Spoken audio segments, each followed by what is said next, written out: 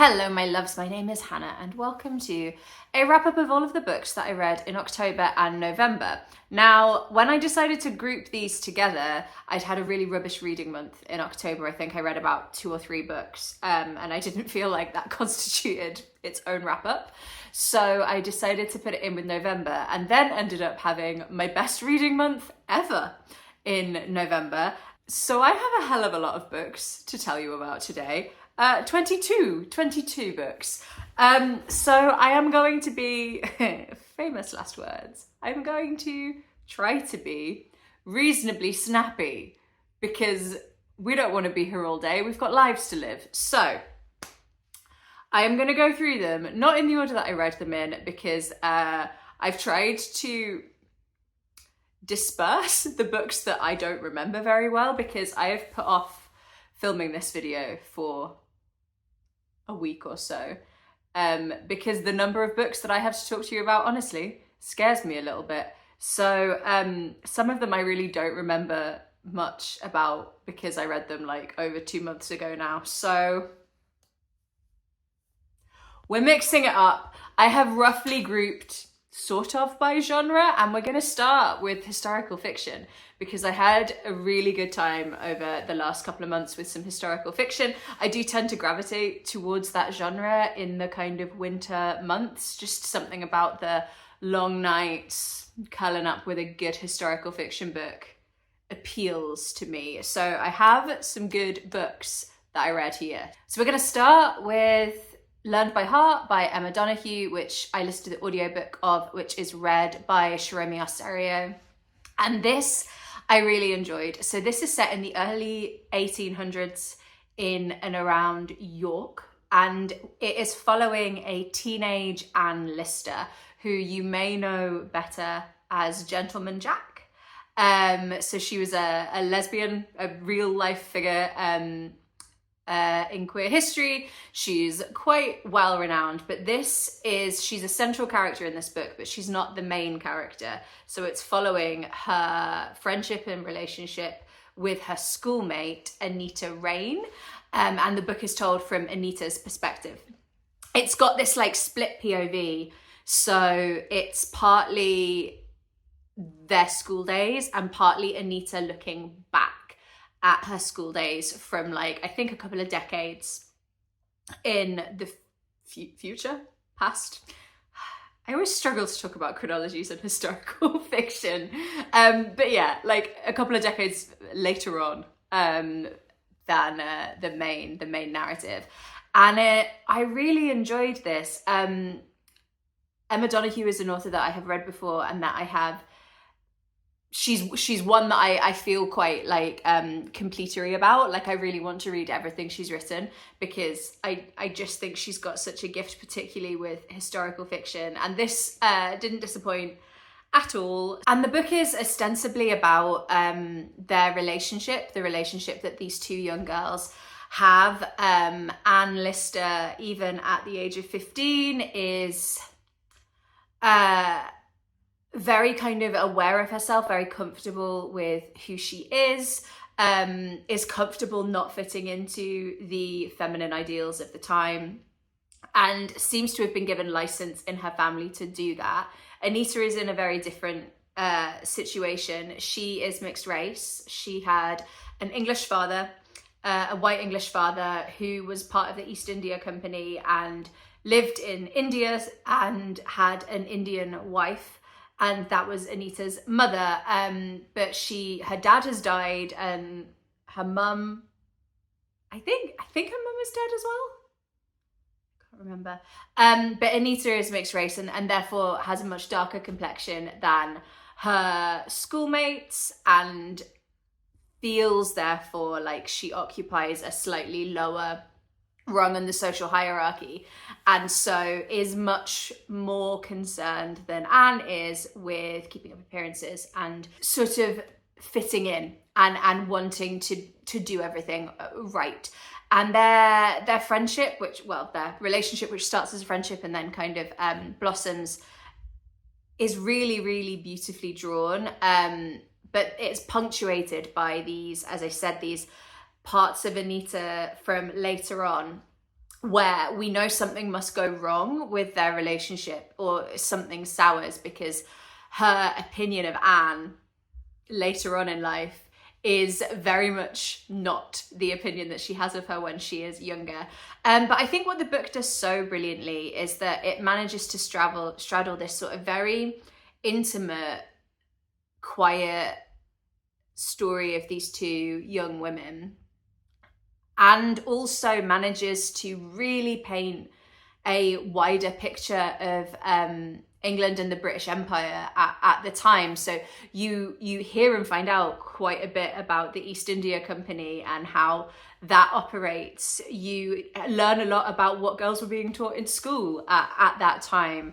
You get quite a lot of like medicine or like medical understanding from that period, and I always think that's really great when an author can kind of keep that focus on character, which is what I really love in a book, but then have those things be happening in and around the story, but it never felt like this is my historical research being shoehorned into the book. So I really enjoyed it. I thought the ending was like really, really sad, and yeah, I enjoyed it. I don't think I enjoyed it as much as Haven by Emma Donoghue, which I read and loved earlier this year, but I really liked it. And if you're interested in Anne Lister as a kind of queer historical figure, then I really recommend it. Although it is Anita's story, but you get a lot of Anne in it. So yeah, I thought it was really, really great. And then the second book I'm not going to talk about in too much detail, partly because it's a reread and partly because there's a whole video that this book is going to feature in coming next. The next video on my channel will be this. And this was a reread of Wolf Hall by Hilary Mantel. So I have read Wolf Hall before. I read the physical book the first time I read it, I think about 2.5 years ago. And since then, I have managed to get my hands on secondhand copies of the other two in the series. However, because Brain Like a Sieve, I wanted to reread Wolf Hall before I picked up the second book, Bring Up the Bodies, which I have a real hankering to do around Christmas. So I knew I needed to do a reread, and so I decided to listen to the audiobook. And there's a couple of versions. I listened to the one that was narrated by Ben Miles, and it was phenomenally good.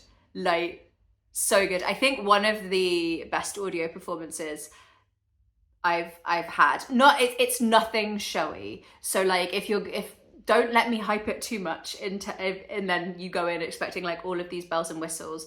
But I remember when I read this book the first time, which by the way, if you're not familiar with Wolf Hall, it is a historical fiction series that follows the life of Thomas Cromwell, who started very humble beginnings in London, very working class. He was the son of a blacksmith, and he, through his sort of wiles and guiles, builds himself this massive reputation and ends up basically having the ear of Henry VIII. So it's that era of English history. And I loved the book when I read it. And I just had such a bloody good time with this audiobook. I'm just stretching my legs, one sec. I had such a good time with the audiobook. I really, really loved it. And I'm devastated that Ben Miles doesn't appear to have narrated the other two books. But anyway, I was saying, yeah, it's not a showy audio performance. But when I read it the first time, it's got this huge cast of characters in it. So you're following Thomas Cromwell, but you're getting all these courtiers, and like most of them are called Thomas. They just happen to be like loads of men called Thomas at that time. And I remember getting really confused and needing to use the like character list at the front of the book a lot. The first time I read it, didn't need that with the audiobook. Whatever he was doing was really helping me navigate my way through like quite a complex novel. So Wolf Hall, can I just recommend it along with everyone else? I feel like there is no hot take in me saying Wolf Hall is a masterpiece of historical fiction. And if you like the Tudors, that era, if you like historical fiction, if you like a big book that you can get lost in, if you like an anti-hero, like, it's so good. It is meticulously researched. It has a lot of literary flair, as well as just being like he's a fascinating man. The version of Cromwell that Hilary Mantel writes is brilliant, but I talk about that a lot more in this video that's coming next week, where I am trying to finish as many craft projects as I can while listening to that audiobook. So that will be coming next week if you're interested, but loved that. And if you're interested and you want to do audio, the Ben Miles one, I did try both of them. The Ben Miles one was fantastic. Hello, this is Editing Hannah. I've given you spoilers because those first two books, Learned by Heart and Wolf Hall, I read those in December. Clearly just really excited to tell you about them. But yeah, those are December books, not October, November books. So I didn't read 22 books. I read 20. It's not that important in the grand scheme of things. I really feel like the end of the year all just squishes together into one giant month. Anyway, from now on, all of these books are books that I read in October or November. Enjoy! Then the next book I'm going to talk about is a novella called Hex by Jenni Fagan. I'm not going to talk too much about this because I talk about it along with a number of these books in the last reading vlog that I had on my channel, which is where I was trying to pull myself out of that reading slump. So I talk about Hex a lot more in that video. But it is a sort of, it's a historical, speculative, slightly, novel that is following a young woman has, what's it called? When you like astral projected herself back to the last night alive of a young girl who has been convicted of witchcraft in Scotland, and is going to be killed the next day. And the novel kind of follows the conversations or interactions that they have, which I thought was a really interesting concept, and I really liked some of the writing. But I found some of the points that the book was making were not, were a little heavy-handed and were not as enveloped into a cohesive story or dialogue as I would have liked. I like having to scratch beneath the surface a little bit more than this book let me, because it just told me what it was saying. But I quite liked it. It was written as part of a series of like commissioned work, I think, or that people submitted for, but it was all around different Scottish folk like histories, or like important or forgotten figures from Scottish history. So I liked it from that perspective, but the writing style wasn't like 100% for me. Then I also talked about this in that same video, so I won't talk about it too much, but one of the books that I finished at the end of October was The Memory Police by Yoko Ogawa, which was translated from the Japanese by Stephen Snyder. And this I read mostly while I was in Japan, although I didn't get to do much reading in Japan, which is partly accounts for the slump, because for 2 weeks I was in Japan and not really reading much. But that's fine, because I was in Japan, so it was fine. But I liked this. This is another one where I liked the premise and I liked the writing, but I didn't love the story. So kind of similar to the Jenni Fagan, actually. So this is set in a dystopian version of Japan, where there is an authoritarian government that controls the existence of things, basically, and can choose to make things disappear. So like apples, or like the color blue, or I mean, then neither of those I think are actual examples, like roses or books. And when something disappears, not only it's not banned, I mean it is banned, but it's not just banned, it's like everyone forgets it. Like they cut it is erased from their cultural memory, as well as their personal memories. And so they can remember that there used to be a thing called roses, but they can't remember what they smelled like or looked like, or, you know, they don't remember having rose water in any cake or anything like that. And I thought that was a really cool and interesting premise. And the writing I found generally like really good, quite lyrical, got a lot of that like precision that a lot of Japanese writing seems to have when it's translated into English. I don't know if that's also the case when it's Japanese, because I can't read Japanese, sadly. But I really liked the writing, and I just found the story. Weirdly, it was quite low stakes, or I didn't ever really feel like there was a real danger, despite what the book was trying to tell me. And the central character is a writer, and so some of the her reflections were, I don't know, I think sometimes when a writer is writing a writer, the power, it can feel a little clunky sometimes, not always obviously, but sometimes it can feel like I am just giving you my reflections on writing and the importance of writing via this character. But it was about kind of the points it was making around cultural memory and erasure, and what happens to us when our shared collective understanding of a thing is erased was really interesting, or lost, I should say, is probably what is more likely to happen in our actual world, is that we lose those kind of cultural touchstones and connections with each other. And I think some of those reflections were really beautiful. So it was kind of I liked it. I wouldn't be like pressing it into people's hands to recommend it, but I think if you're interested in the premise, then give it a go and then tell me what you think afterwards.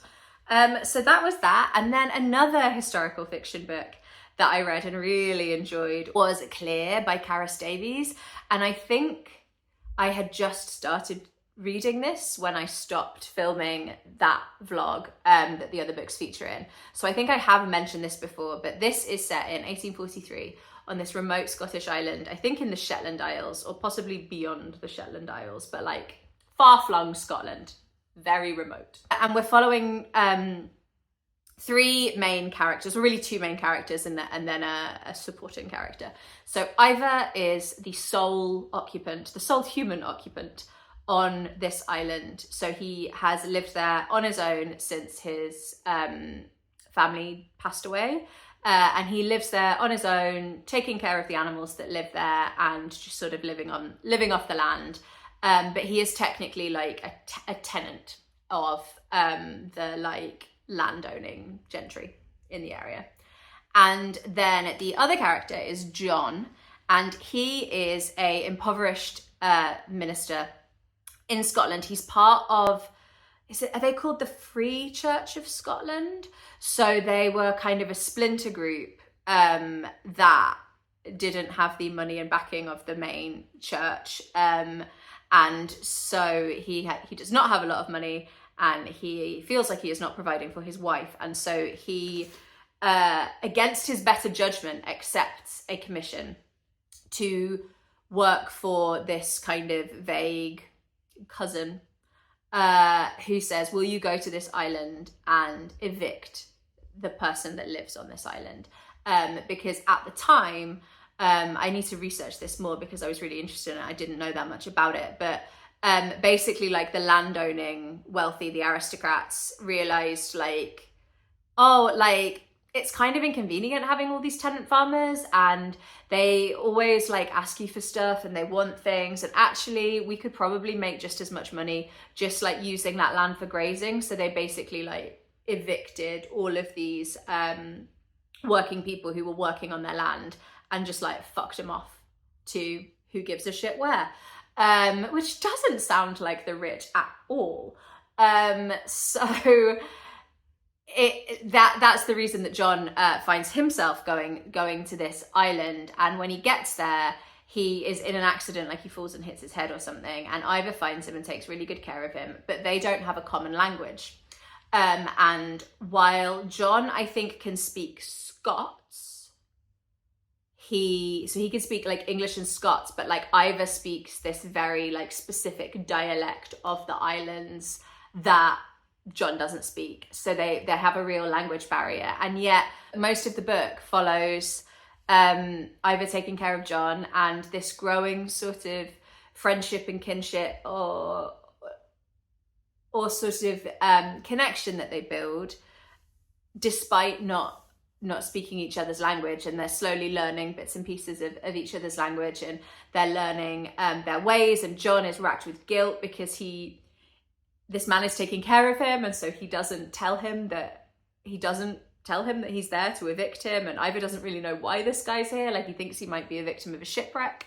And so it's following that. And then towards the end we also hear from John's wife as well, and I just thought it was so beautiful, really quiet, a bit like the Emma Donoghue, actually, very, very, very focused on the individuals and their stories, very, very like character led, and yet you did get this sense of the wider world, even in an area as remote as the island is.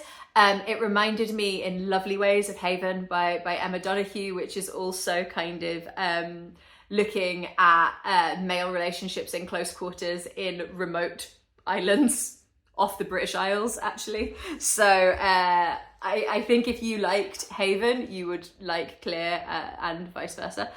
So yeah, and it's got all the religion stuff as well. God, yeah, I think if you've read Haven or Clear, you should check out the other one, because I really loved both of those books. So that, thoroughly recommend. It was the first Carys Davies book that I have read, and I will definitely be reading more of hers. I think that's her third book, so I will be checking out more by her because loved it. Speaking of quiet little books, I read Small Things Like These by Claire Keegan, and I'm not really going to talk about this here at all because Farmer and I are hoping to do a book to screen of that. We just can't get our diaries to match the cinema's diaries, so we are waiting until it is available for us to purchase and stream at home. But I enjoyed it. The audiobook was narrated by Aidan Kelly, and oh sugar, I should have told you earlier that Clear, I listened to the audiobook and it was narrated by Russ Bains. But yeah, this one, Small Things Like These, was narrated by Aidan Kelly, who has narrated something else that I really liked the audiobook of this year. I think he did the, oh my God, what was the one on the Booker Prize? Small Houses by Colin Barrett. I think that was the audiobook that Aidan Kelly also narrated, but he's wonderful. He's done loads of audiobooks. Second version of Editing Hannah, not only is the book not called Small Houses, it's called Wild Houses by Colin Barrett. That's also not the one that Aidan Kelly narrated. Aidan Kelly narrated Haven by Emma Donoghue, the third mention that Haven is going to get in this book. He narrated that book wonderfully. And I really liked it, and I'm really looking forward to being able to see the film adaptation of it, because the audiobook is like an hour, like just under 2 hours, and I think the film is like 1 hour 40, so basically they could just do the entire book. Like scene for scene. They've got the space, they've got the time, so I'm looking forward to seeing that. But that is following one man just before Christmas who is in charge of delivering the coal to the surrounding businesses and houses, and when he goes to the convent, or like, is it the convent? It is a convent, where they have also got like a mother and baby home. He finds a woman and what she tells him makes him think that possibly there might be things going on that he doesn't want to think about. And it's interesting because I feel like most people, particularly in like Britain and Ireland, know about the mother and baby homes in Ireland that were run by the Catholic Church and know what they were doing and the implications that it had. So it's interesting because the book doesn't have a reveal. Or, well, the book has a reveal, but it doesn't really reveal much if you kind of know that context going into it, because you kind of know what was going on.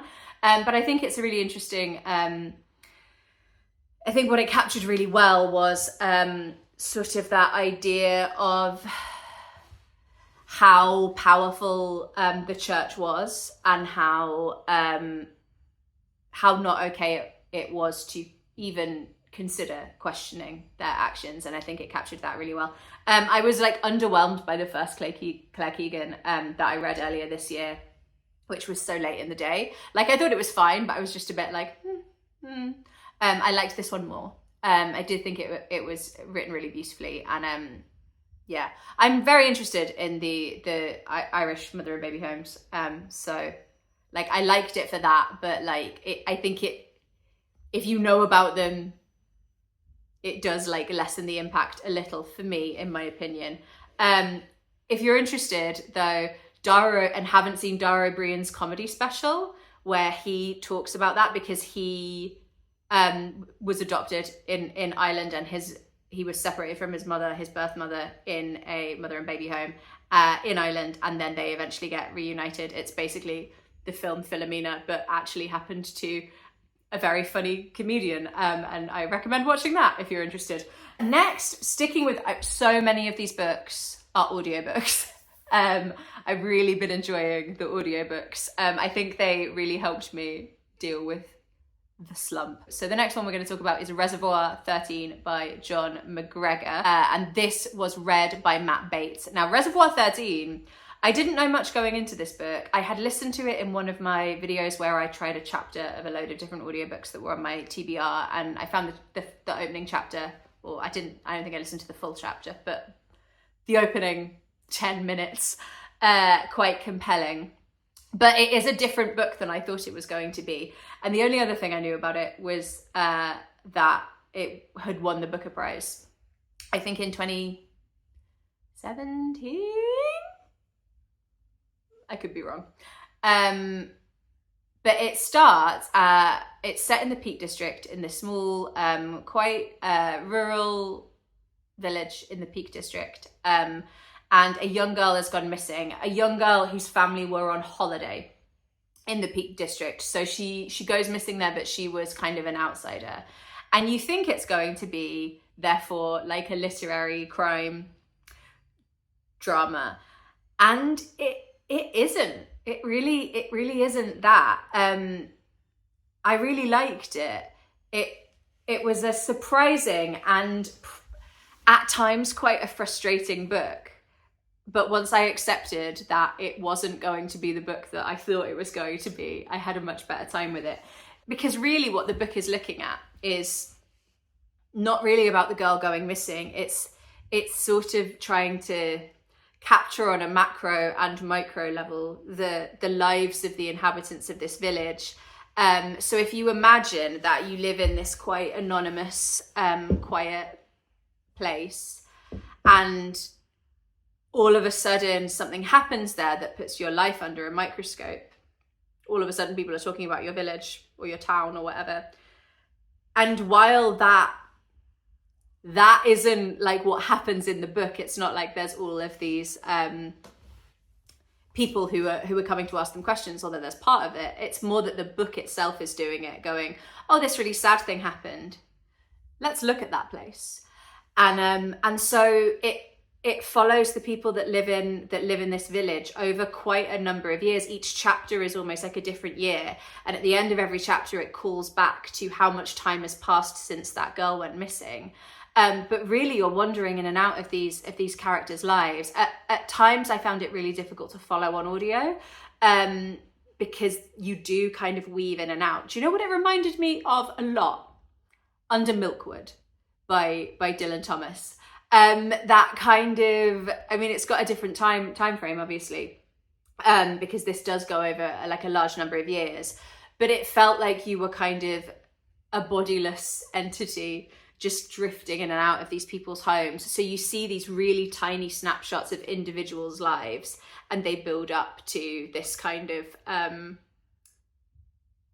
fuller picture of this town. And so it is about a girl who goes missing, but it is not about a girl who goes missing. And I think some people will be really frustrated by that. I know I was at points of just being like, but what happened to her? Are you really not, you're not following the police trying to find out what happened.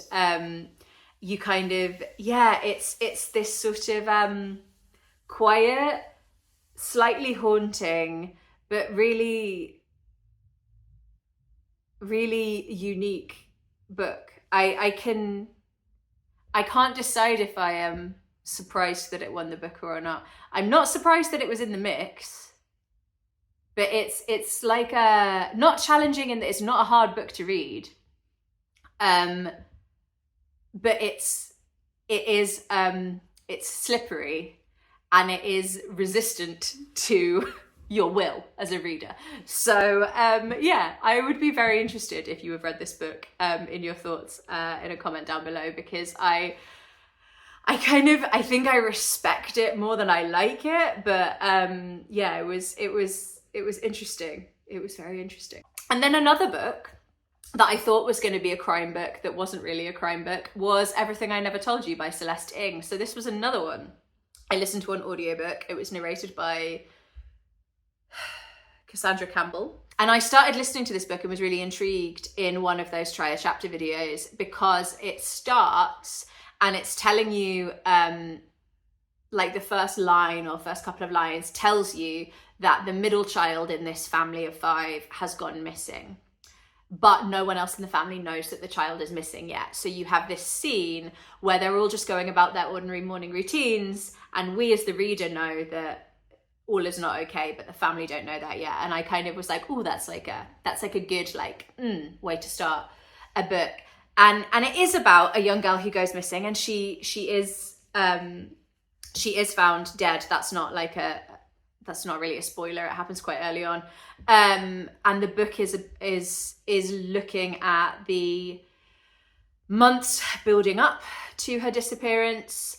There are question marks about whether she was killed or whether or not she was in an accident, or whether she might have intentionally hurt herself.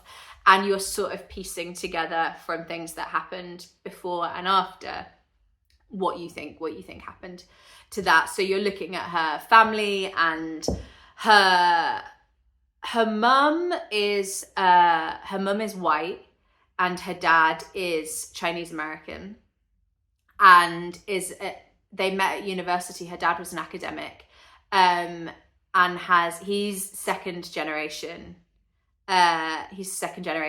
Chinese American, and has a really difficult time. The book is set, it's not in modern, it's not fully contemporary, but I now can't remember exactly when. I want to say like maybe the 80s. So like when they were first getting together, the mum and dad, it was like maybe like the 60s. And so he's had a difficult time. The children have a difficult time in school being mixed race.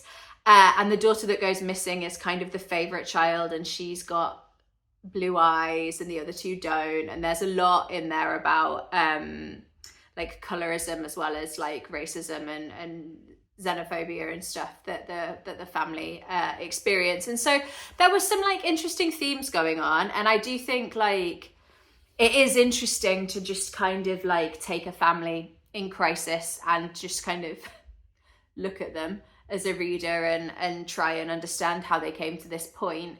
And I think it was done well, but not brilliantly. I didn't get a sense that there was anything like particularly unique about this book. I feel like I had read versions of it before. So in and of itself, I thought it was a little overlong,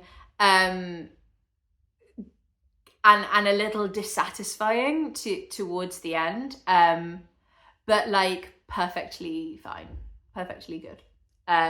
So yeah, I won't be like rushing to read any more Celeste books. I think that was her debut. So if you have read others by her and think I should give her another go, then tell me, because I'm very happy to change my mind. So that was that.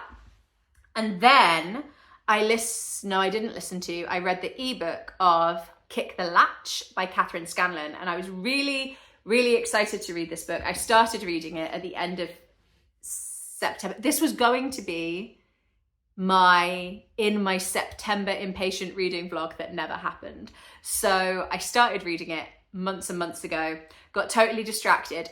It wasn't the book's fault, but when I was having a slumpy time, it's told in these really short vignettes, which just wasn't helping me get like sunk into it. But when I came back to it, I started from the beginning again and had a marvelous time. I think it's brilliant. So this is a really hard book to kind of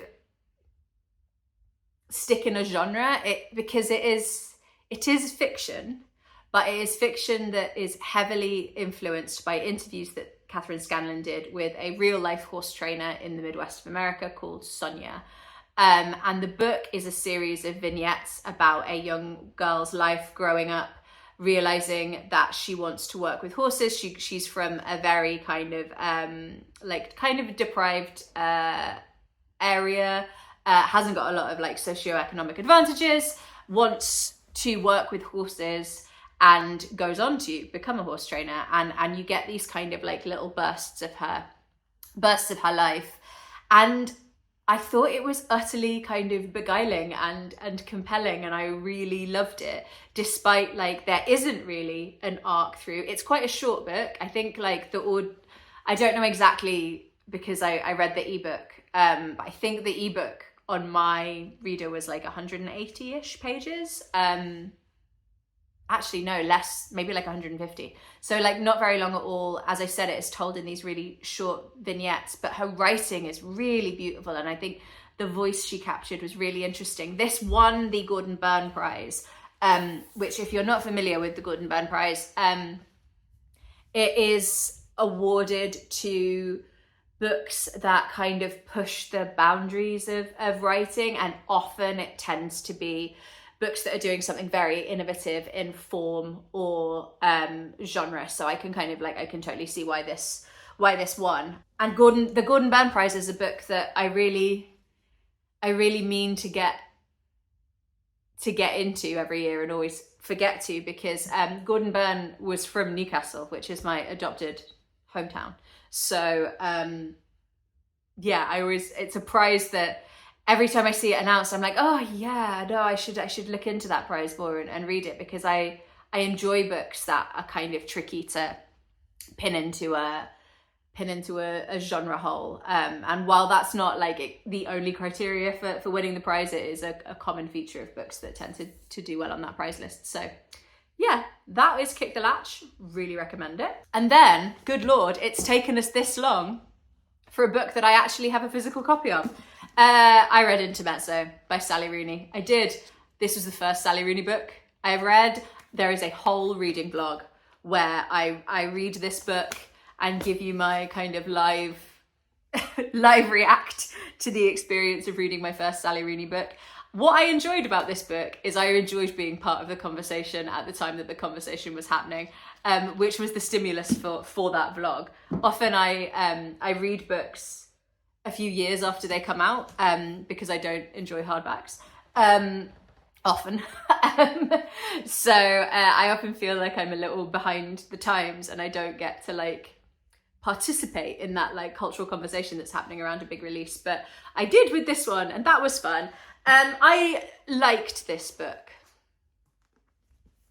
I didn't love it and I didn't hate it, and I don't know where this leaves me with Sally Rooney, because I asked people, I said I liked parts of this book. I think parts of her character observation are great. I think she writes flawed people really well. I think she does relationships between people very well. This is the central relationship in this book is between two brothers, and then you also get their romantic lives as well. And it is also about grief and loss, and that was written well, but there was just something about it that felt a bit nebulous and a bit, I don't know, like, it hasn't really stuck with me. So watch that vlog if you want to know more, I guess. But I asked in the vlog, given that this is my opinion of this book, like, if you've read the rest of Sally Rooney's books, tell me, do you think I should bother reading them, or if so, which ones should I go to? And I have had people say, yes, you should try Conversations with Friends because for this reason. Yes, you should try Normal People, yes, because of this reason. Or no, if you think this, you shouldn't read it, any of them. And I'm like, there is no consistency in how people seem to feel about this author. And none of you can agree on whether or not I should read the rest of her books. So I don't know if you will be seeing Sally Rooney again on this channel. I didn't hate it. I really like her. I did say this in the video. Anytime I see like an interview clip with her, she's talking and she's so smart and she's really funny and really like, I like her. I really like her. I just don't know if I like her books. I would really like some non-fiction by Sally Rooney. I would lap that up. Then we have another Wheel of Time book. Well, I'm not going to talk about this for very long because I feel like this whole book series is a bit of an outlier in my reading. It is a big epic fantasy series in which not very many of the women are written very well at all. So I kind of, part of me is like, why am I still reading this? But also I am still reading this. I don't know, I can't explain it to you. But this is book 10. And everyone had warned me that book 9 was a slog. This fucking book, as far as I can tell, nothing happened. Like things, scenes, stuff, but like emotionally, character-wise, I'm like, we are no further on. We're no further on. But we are getting into nearly when Brandon Sanderson takes over the writing of it. We've got one more just straight Robert Jordan to do, and then Brando Sando comes in, and I'm hoping he's gonna pick it up a bit. Like, I know lots of people love these and think they're masterpieces, and I'm sorry. I genuinely am enjoying the series as a whole, but like, I think we're at the point, because there's like 14 books in the series and then a prequel. We're at the point where everyone is just moving into position for the final showdowns, and you know that's what's happening, and it's just taken so fucking long. But whatever. Then, in order to help me out of my slump, I had multiple adventures in YA, guys. And last year, I think on my channel, said, do not let me read any more YA, not because there's anything wrong with YA or I'm snobby about it, but I was kind of reading a lot of YA books through like a queer book club that I was in at the time. And I wasn't having a very good time with them. And I was like, look, I think YA is just like not for me, and we need to stop reading this now because I'm just getting grumpy about it. But then I had some quite nice times with some YA. I read Gwen and Arthur Not in Love by Lex Croucher, which is sort of Arthurian. It's actually set like a bit after Arthur. So King Arthur is history in this, but it's like broadly speaking in that era of British history. And we are following Gwen and Art, who have been betrothed to each other, like in a political alliance since they were children. They do not like each other, but it's fine because in the end, everyone's gay. And I had a lovely time with this. It was great. I don't have a huge amount more to say about it, but it really helped when I was struggling to focus my brain on reading, because I had a really busy brain in October, and we were not doing so well with the attention and the focusing. and having something that was just kind of easy to slip into, that wasn't like taxing, brackets positive, that is not a veiled insult, it like good, it was good. Yeah, I had a great time with it, and yay. And I really want to read their one that just came out this year, Not for the Faint of Heart, because that is Robin Hood. And like 10-year-old me, I was so obsessed with Robin Hood. Actually, like the Disney one, I couldn't work out like if I fancied Robin Hood or if I wanted to be Robin Hood. I think it was probably both. But also loved the Kevin Costner one with Alan Rickman as the Sheriff of Nottingham. That's still to this day one of my comfort watches. I love it. So yeah, big Robin Hood fan, and I'm looking forward to getting to that one at some point. I'm kind of saving them because I think Lex Croucher is an author that I really enjoy their writing style, and so I know I will kind of like will be able to read it. I think this is an outlier YA book for me, and so I kind of want to just keep it for when I need it. So I'm not going to rush to Not for the Faint of Heart, but if I feel a reading slump creeping up, I know that this is probably a good author for me to go to in the future. But I did read some other YA books. I read a duology. I read the Aristotle and Dante books by Benjamin Alire Saenz, which are narrated by Lin Manuel Miranda. And I had a game of two halves with these, because the first one, Aristotle and Dante Discover the Secrets of the Universe, I loved. It was charming, queer, YA, and I just ate it up. I had such a delightful time with it. It was wholesome and lovely, and just really, really liked it. It was like a friends to lovers thing, and I loved it. And then I listened to the sequel, which came out like, I think quite a bit after the original, and I don't think the first one was written necessarily with a second book in mind. And I think you could tell that because the second book just felt like quite meandering, didn't really have as much of a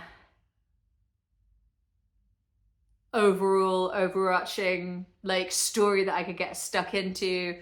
But yeah, I read both of those in that other reading blog where I read all of these other books. So you can hear more thoughts about that in the thing. But Lin Manuel Miranda did a great job with the audiobooks. I really enjoyed his performance in both books. I wish I had just read the first one and then not read the second, because I had a lovely time with the first book. And then the final fiction book and final YA book was The Raven Boys by Maggie Stiefvater. I actually don't know how to pronounce that. Someone tell me in a comment down below. And this was read by Will Patton. So this is the start of a series. And I read it specifically because I wasn't fully out of my reading slump, and Aristotle and Dante had just let me down. And I know Carrie at, oh my God, Carrie Can Read, is a fan of the Raven Cycle. So I was like, right, okay, let me just try this. So I used an actual Libro FM credit to purchase, because I mostly listen to my audiobooks like from the library or on my Everand subscription. I do not often buy a audiobook, but I bought this one because I was just like, I am not ready for grown-up literary fiction yet. And I enjoyed it. I quite liked it. I'm like not super in a rush to get to the other books in the cycle, but it is fantasy romance, kind of like I think it's probably like quite a dark for the age bracket one. We're following a young girl whose family are kind of like fortune tellers, and she has had this prophecy her whole life since she was like a tiny kid, and everyone in her family agrees that if she kisses her true love will die. And the supernatural element in the book is very linked to like ghosts. It's that area of like fantasy, fantasy. And there's also a lot of links to Arthurian legend, which for me, they were the bits that I was like, what?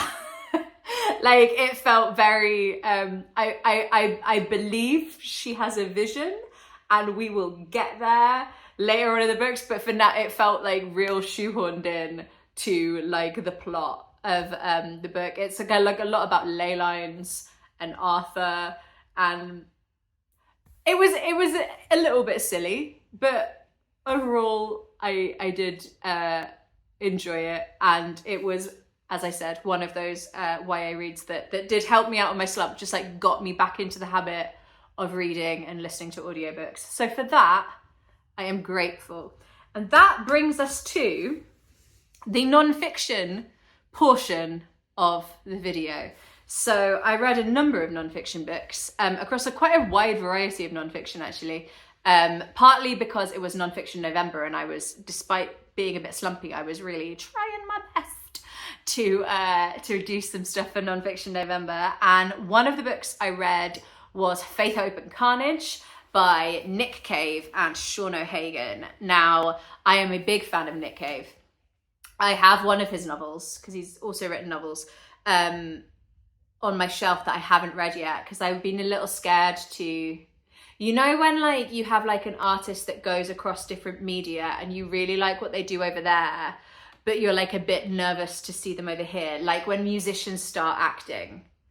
It's not that musicians can't act, and some of them are really good at it, but you're just a little like, oh, I really like you over here and I don't know if I'm gonna like you over there. But this was a good introduction, because this is not fiction, this is non-fiction, and it's a series of conversations that Sean O'Hagan and Nick Cave had over a number of months, possibly over a year. And it mostly covers when Nick Cave was working on an album, like the writing process. And I found it really fascinating. Some people, I talked about this book a bit in another video, and a few people said they really didn't get on with it because there was so much religion and God in it. And I was like, yeah, I can see why some people might not like that. I personally found it really interesting because he does talk about spirituality a lot, and he talks about religion, but he talks about it in a very divorced from any kind of specific like doctrine or faith system. And also, like, if you've listened to Nick Cave's music like ever, there is a huge amount of like religious and Christian iconography going on in his way. Like, it's clearly always been there in his music. So there is a lot about him wrestling with kind of faith and spirituality. There is a lot about creativity and the creative process, but I think the main thing that the book is dealing with is grief, and Nick Cave reflecting on, well, the conversations are happening during the pandemic, so there's a kind of general sort of social grief that we were kind of, many of us were feeling at that time, as well as like acute grief for the people that were lost in that time. But it's also a lot about Nick Cave grieving for his son Arthur, who had died a number of years previously. He died when he was 15 or 16, I think, in an accident. He fell off a cliff, basically. It was really tragic and obviously not foreseen in any way. And Nick Cave talks about that grief and that grieving process, and what that did to his life and the way that he creates work and his outlook on life, what it did to his marriage. His wife is a really cool, brilliant artist also. And I found it was so interesting. Like, so I think if any of those themes are interesting to you, you would probably find the book interesting. But if you do not have the stomach for hearing people talk a lot about spirituality, then you'll struggle. I wouldn't really say I'm definitely not a religious person. I don't even know if I would say I'm an overly spiritual person. I think I'm a person that likes people and I like understanding people. And if that includes understanding their spirituality, then I'm kind of down for that. But I appreciate that for some people it's like difficult and triggering and they don't want to hear it. So if you like his music and you're not going to be put off by a lot of God chat, then I personally recommend it. I really enjoyed it. Then, very different vibe, I listened to Waterlog by Roger Deacon, which was read by Roy McMillan. And this is a sort of journey memoir, kind of travel writing. So Roger Deacon was a nature writer and travel writer, and a number of years ago, he's kind of set himself on a little journey to swim in as many waterways across the British Isles as he could. And this is like the memoir of those swims. So it's a book about wild swimming. It's a book about watercourses. But it reminded me a little bit of like Bill Bryson. If you've ever read any of Bill Bryson's, like, not his strictly like travel writing, like one of my favorite Bill Bryson books is At Home, which is like the opposite of travel writing, because it's a book about his house.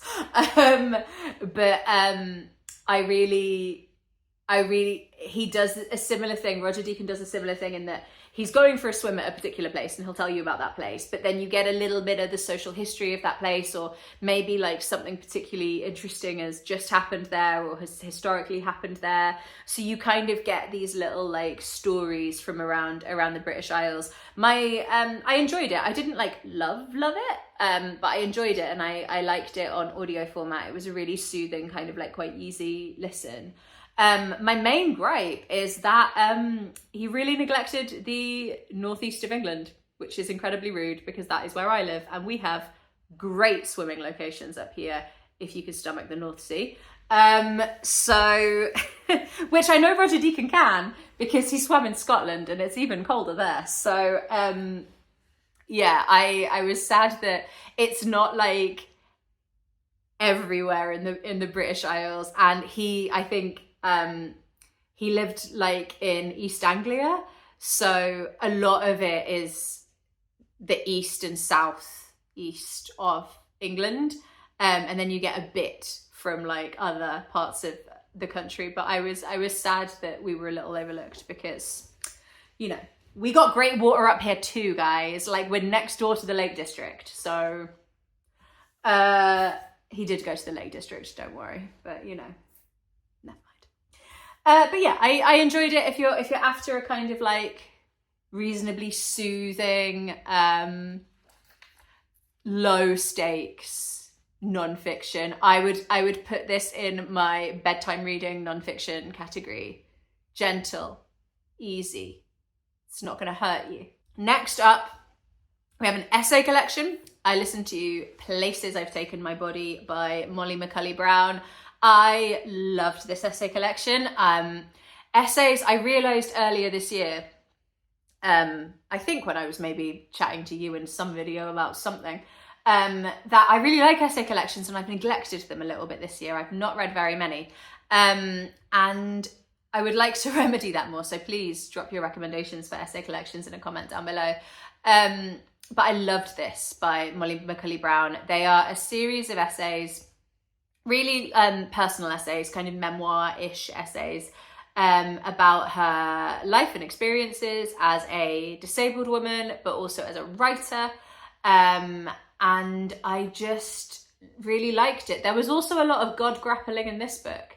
Not as much as in the Nick Cave book, but like I was reading them at similar times and there were really interesting parallels actually across the two. And I just really enjoyed it. And I must track down some of her poetry now because I thought it was, I think for an essay collection to be great, you have to love the ideas and the execution. And this had both for me. Like, I was interested in her thoughts, the thoughts that she was having, that she was talking about. And I really liked the language that she used to express those thoughts. And obviously, like, ideally we would like that in all our books, right? But I think it's particularly important in an essay collection because you're not with an idea for very long. and you're not, you don't have as much space to like sink into an idea if the writing doesn't grab you, because then you're onto another idea. Do you get what I'm saying? So yeah, I absolutely loved this. Yeah, we'll definitely be reading more of her work. I think this is the only essay collection she's done, but I will read whatever she writes because I thought she was a beautiful, beautiful writer. I listened to Aftermath by Rachel Cusk, which is a sort of memoir / essay collection, but I didn't realise that going into it. So I thought this was going to be a memoir, like a post breakdown of a marriage memoir, which is kind of what it was pitched as. But it's not really what it felt like. There were parts of it that felt like that. But actually each chapter, it really was more of an essay collection. And so it was very hit and miss for me. Like, some of the writing I thought was really beautiful. Some of the essays I found there were interesting ideas in. But I think it was interesting that the central idea, or the way that the book had sort of been presented by others, like in reviews and in marketing, was this idea that it was this very raw kind of confronting piece of writing at the end of the breakdown of a marriage. And actually I found it felt like a book that was actually skirting around that issue quite a lot. I don't think it actually did very much confronting at all, which is fine if you don't want to do that, obviously, like, write what you want to write. But I thought it was interesting that they seemed to be the sorts of words that people were using to describe it, and yet I politely disagree. But it was fine. I don't have a huge amount to say about it. I still haven't read any of Rachel Cusk's fiction, and don't really know if I will or want to. But like, not in like a bad way, just like I don't know. I don't know if the non-fiction gave me any steer at all actually about what her fiction might actually look like. Sure, am I making sense? We're at that point where I've been talking for over an hour and I'm losing the will to live a little bit, but we don't have very many books left, so hang tight, everyone. We're nearly there. Because actually, the next books I'm going to talk about, I'm not going to say very much at all because I read them mostly for work. The first is a memoir, actually. I read Looked After, A Childhood in Care by Ashley John-Baptiste. I listened to the audiobook, which is read by the author. And this is, as it sounds, a memoir of Ashley growing up in the care system in England. And I really like, it's one of those books where, like, I mean, the writing didn't like blow me away, but you know, sometimes you read a memoir because you want to read a kind of like a beautiful reflective piece of writing about like anyone's life. And sometimes you read a memoir because that person's personal experiences are what you are trying to find out about specifically. Do you know what I mean? There's kind of like two types of memoir. Sometimes it's just, I'm an interesting person with interesting ideas and interesting things have happened to me. Here's my interesting thoughts on that. And sometimes it's, hey, I have an experience that I really need to tell you about. This is that kind of memoir. And because it's deeply sad hearing some of the like Ashley is a relatively young man. I think he's like maybe like my age, maybe a bit younger. So like this is not stuff that happened like years and years and years ago. And I mean, it's not a horror story in terms of like anything like really, really like criminally terrible happening to him. It's more about the psychological damage of feeling unwanted, and feeling like a burden, and feeling like you don't have that fixed sense of place of home, feeling like you are not, like you're a burden on everyone you meet. And I thought it was brilliant. I'm actually, I read this and then found out that I'm going to be speaking at a conference that Ashley is speaking at in January, which is really cool. So I'm looking forward to meeting him and chatting to him about it more, because I was reading this mostly because I work in education, and I am interested in how we can better support within the education system children who are experiencing care or have previously experienced the care system. So I was kind of reading it for educational purposes for myself, but I'm looking forward to meeting Ashley. And then the next book I read, again, was for work. This is Rebels with a Cause by Niobe Way, which is reimagining boys, ourselves, and our cultures. And it's what Niobe does is a social anthropology researcher, and she does a lot of work on boys and boys' friendships. She previously written a book called Deep Secrets, which I have read bits of but haven't read in its entirety, and actually think I would have preferred to read that book now that I've read this book.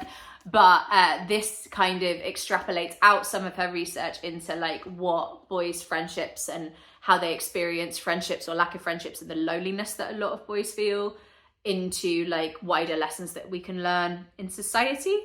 And there were some interesting ideas. Like, I was getting a bit frustrated with it, but because I was reading this for work, not because like, not for like talking about books reasons, like I'm talking about like my day job, I wanted like the salient points. So, you know, I don't have tons of time within my like work week to read like a lot of books.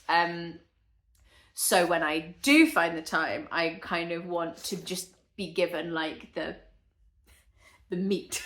And I felt like this was quite repetitive. Like, there were some interesting ideas in there, but she gives an awful lot of testimony, which is great because like, obviously, like people articulating their own experience in their own words is really important. But there was a lot of that. And I kind of I wanted a bit more of like, I get like, that's what that kid's saying about their experience. So what? Because she's the person with the knowledge about how to turn what they're saying into tangible action. And I didn't get as much of that, which just, you know, it meant I had to think harder about my job and what I had to do. Do you know what I mean? And then the final one is probably going to be of no interest to you at all, but here we are. This is a book called Prison Education, and it is a series of reflections from different people who work within the prison education system, and like some of the different layers of it. So like, education in the prison system is really challenging. This is quite old, this book, but I was reading it for like some context for some other work that I'm going to be doing. And yeah, like it was first printed in 2000, so like a quarter of a century ago nearly. But I bet some of the central issues that you'll come up against in the prison system, like tensions between what prison is for, and therefore whether or not people should have access to education resources, because people who believe that prisons are punitive places where people are being punished, it's not in their philosophy to provide education experiences to people that might provide them with better opportunities when they leave prison, and, you know, try and help them rehabilitate and bring down recidivism rates and all of that stuff. So it was like, there were some interesting ideas, but like that, it is like I got useful stuff out of it. Unless you work in this space, I don't know if there'll be other channels, I'm sure. Watch a documentary maybe, if you want more information on that. And wow, geez, there we are. That is everything I read in October and November. I am, my throat is incredibly sore now. I would love to know though, what is your current frontrunner for best book of the year?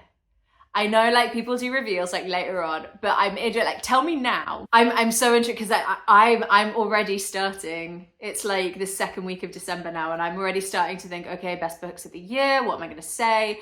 And I've read some fucking fantastic books this year, but I also have a lot of books that I still want to read before the end of the year. So I would love to know in a comment, what's your front runner at the moment, and what is on your TBR that could potentially oust that book? So yeah, that is what I would like to know.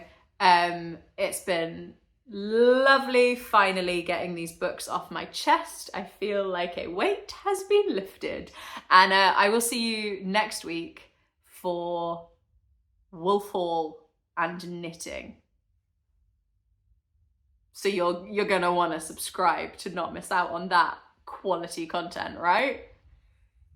See you later.